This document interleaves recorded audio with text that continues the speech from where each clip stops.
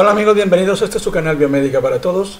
El día de hoy vamos a tener nuestra tercera parte de la serie de qué es la electricidad en biomédica. Y también, si no se han inscrito, este es el momento para hacerlo. Regístrense, píquenle todos los botones y comenzamos. ¡Vamos!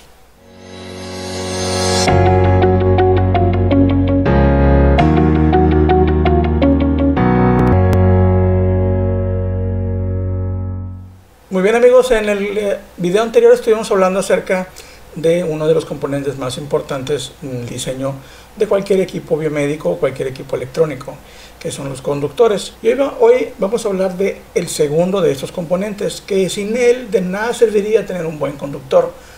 Estamos hablando de los aislantes. Un aislante es un material que se opone completamente al flujo de electrones. Su material está estructurado, está hecho, está condicionado para que la corriente no fluya a través de este material. Tenemos muchos tipos de aislantes en nuestro mercado actual, tales como el vidrio, el plástico, la ferrita, en fin, hay muchísimos. En el diseño de un equipo electrónico cualquiera, si ustedes van a realizar un diseño, tienen que considerar tanto la importancia de un buen conductor como la indiscutible importancia de un buen aislante. Aquí vemos una tarjeta electrónica en la cual vemos las líneas más claras, son líneas de cobre que conocemos y sabemos por el video anterior que es un excelente conductor. Pero el resto de la tablilla, que es en la sección oscura, está hecho de un material que permita que solamente el flujo de electrones se realice a través de las líneas que hemos ya preestablecido. Sin esta capacidad de mantener la corriente en un punto determinado, es imposible cualquier diseño de cualquier componente de cualquier equipo médico. Por eso es que tenemos que considerarlo bien. No existe ningún aislante 100% efectivo, por lo que tenemos que considerar muy claramente cuál es la cantidad de electrones que queremos que pase por una área y qué tan cerca está de otro conductor. Los conductores, como los aislantes, como cualquier componente electrónico o eléctrico, tienen el llamado punto de quiebre o punto de ruptura. Este punto es muy importante cuando vayan a considerar la fabricación de algún equipo médico y también requieran establecer cierto grado de seguridad dentro del mismo equipo. Es importantísimo que ustedes consideren los puntos de quiebre. Cuando veamos diferentes componentes electrónicos, vamos a analizar los puntos de quiebre. Esto es muy importante porque de ahí depende la seguridad y el buen funcionamiento del equipo. Ahora, cualquiera diría que un punto de quiebre es algo negativo, pero no lo es. Un punto de quiebre es un punto de referencia que nosotros debemos considerar siempre en un diseño, y a veces podemos utilizarlo a nuestro favor, y lo veremos cuando veamos diferentes componentes en donde el punto de quiebre es lo que nosotros buscamos. Recuerden que siempre los electrones, la corriente eléctrica buscará el camino más corto o el camino más fácil.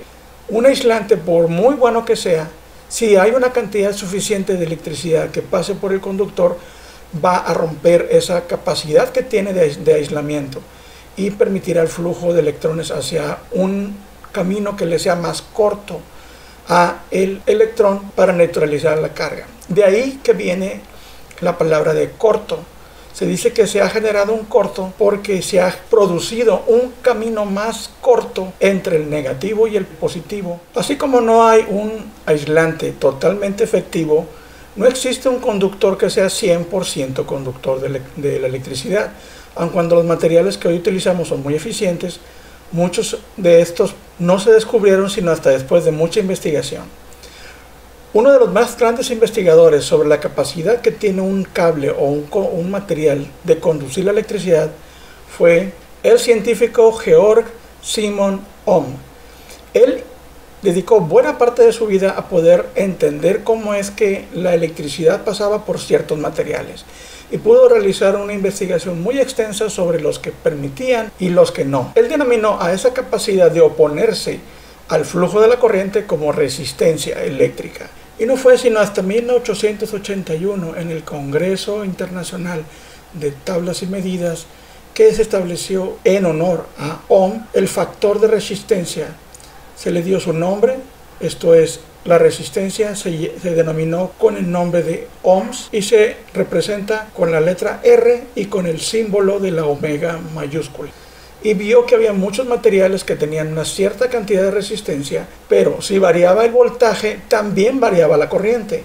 Por lo que al final de mucha investigación llegó a una fórmula llamada ley de Ohm. En la ley de Ohm podemos ver que dependiendo la resistencia de un material, si se variaba el voltaje, también se variaba la cantidad de electrones que pasaban a través de ese circuito en específico. Y se llama circuito porque viene de la palabra ciclo, que en griego significa círculo. Cuando los electrones salen de una batería, que era lo que se tenía en la época para poder hacer estudios, se analizaba el flujo de corriente que cruzaba a través de un material que ofrecía cierta resistencia.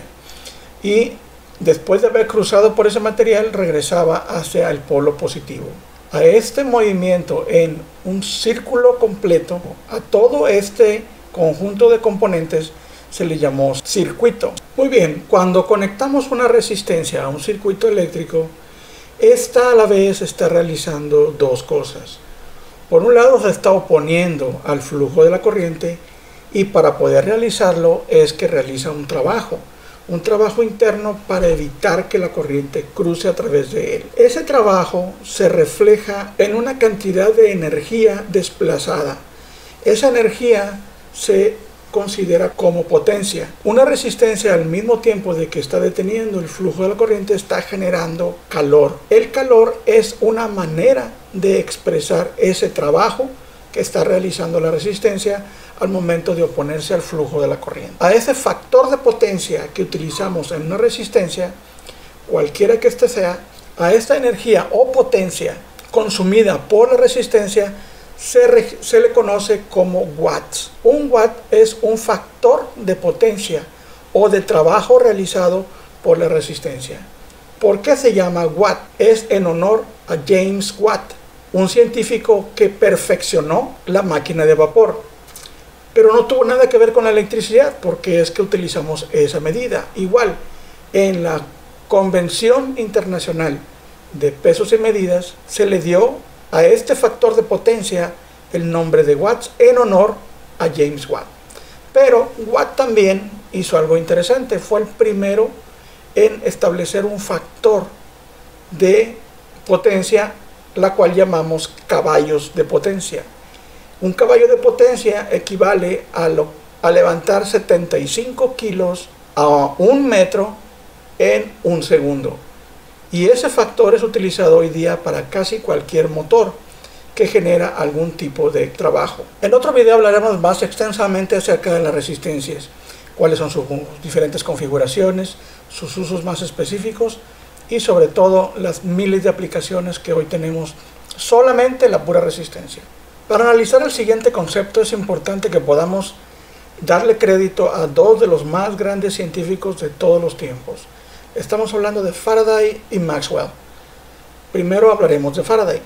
Faraday descubrió que cuando se hacía pasar corriente eléctrica a través de un cable conductor, a su alrededor se generaba un campo magnético. Esto impactó a toda la comunidad científica, pero sus investigaciones, mientras no tuvieran una base matemática, nunca fueron tomados en cuenta.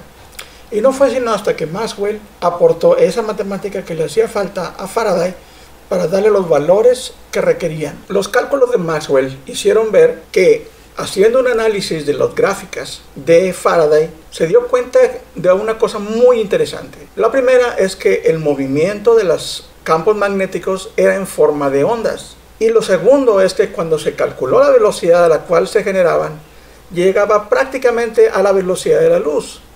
Entonces él pensó, bueno, si se llega a la velocidad de la luz, entonces debe ser luz. Y la luz estaba provocada por fotones. Es entonces que se unieron los dos conceptos, el concepto del magnetismo y el concepto de los fotones.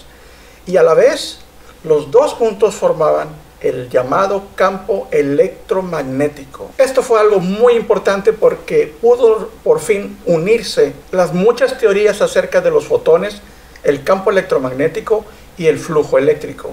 Y pudo establecerse las bases para la electrónica moderna y la interacción de los campos magnéticos. Y sentó las bases para el desarrollo de muchas tecnologías que hoy día utilizamos de manera común, como es las telecomunicaciones, el radio, la televisión el wifi, el internet, en fin, muchísimas cosas que no tendrían ninguna posibilidad de existir de no haber sido por los descubrimientos tanto de Faraday como de Maxwell. Y lo más importante para nosotros es que sentó las bases para la creación de electricidad por medios físicos. Ahora pueden ver cómo todo se une. Esto del electromagnetismo lo vimos cuando vimos la luz. Y ahora se repite. Por eso es importante que entiendan que los videos que estamos viendo son secuenciales. Todo lo que vimos antes nos va a servir para lo que vendrá después. En ocasiones hago videos con otros temas, pero esto es porque considero que en el momento es importante. Pero no dejen pasar estos videos que son tecnológicos, porque esto les va a ayudar para poder hacer un diseño o reparación de equipo médico eficiente. En nuestro siguiente video analizaremos primero lo que son campos magnéticos, su estructura, cómo es que se generan y cómo es que los aprovechamos para generar electricidad. Pero esto lo veremos en nuestro siguiente video. Por favor, síganlo para que podamos completar esta sección de la electricidad en biomédica, que a mi parecer es de la base de las muchas cosas que podemos hacer como ingenieros, tanto de servicio como de diseño. Si no se han inscrito, este es el momento. Gracias por su atención. Píquenle a todo ahí abajo, donde sea. Estoy para servirles. Cualquier pregunta, duda, pueden ponerlo abajo en los comentarios. Y lo que sea que necesiten, estoy a su servicio. Hasta luego.